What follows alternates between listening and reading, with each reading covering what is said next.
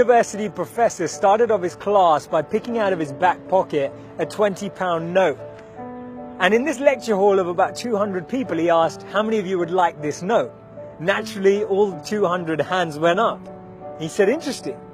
He then said, before I let you have it, let me ask you this question. He took the note and folded it in half twice. And then he said, how many of you want this note? Still, 200 hands went up. Now he said, let me try something else.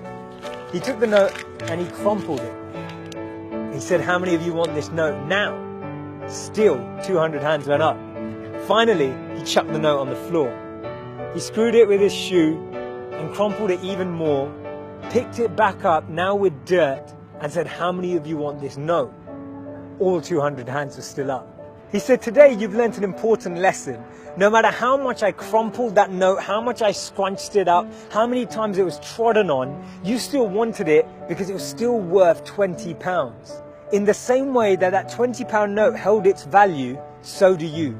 No matter how many times life will tread on you, life will crumple you, life will scrunch you, and life will squeeze you, you will always keep your value, that spark within us all of bliss, knowledge, and eternity that exists. That spark will never be taken away.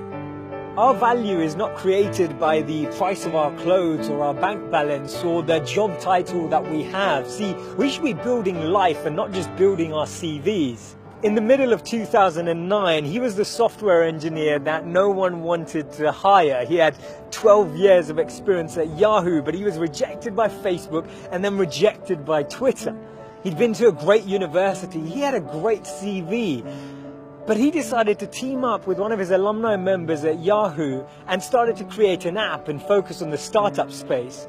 In 5 years' time, he sold that app for $19 billion to Facebook.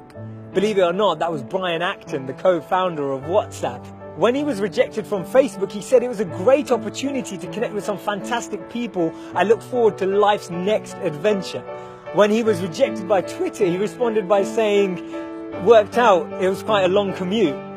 It's so interesting to see that someone rejected from two of the top internet companies actually responded with humor and actually responded with positivity. This lady was diagnosed with clinical depression. Her marriage had failed and she was jobless with a dependent child. She was on a 4-hour delayed train journey from Manchester to London when she came up with this idea, and she started to write this book about this wizard.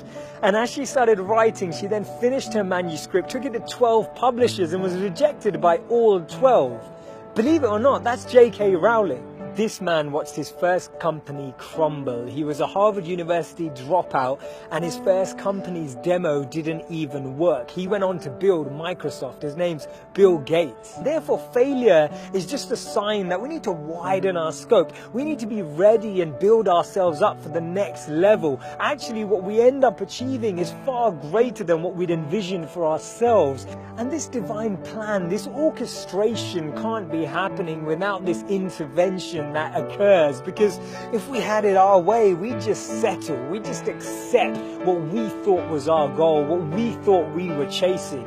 But actually, I've noticed that when you don't get that, later down the line, you look back and you reflect and realize that what you've gained is so much greater. Failures are only failures when we don't learn from them, because when we learn from them, they become lessons, and we actually extrapolate all of these teachings and actually get more insight into how we can improve the way we work and how we can actually drive with a different energy. The challenge we have is that we only talk about people's failures when they succeed, and that's why they become this taboo, or we feel like their failures never happened. We need to share these stories earlier. We need to bring out these stories and experiences on the journey so that people who are on the journey can actually follow in those footsteps. And that's why Steve Jobs said you can't connect the dots moving forward. You only can when you're looking backwards.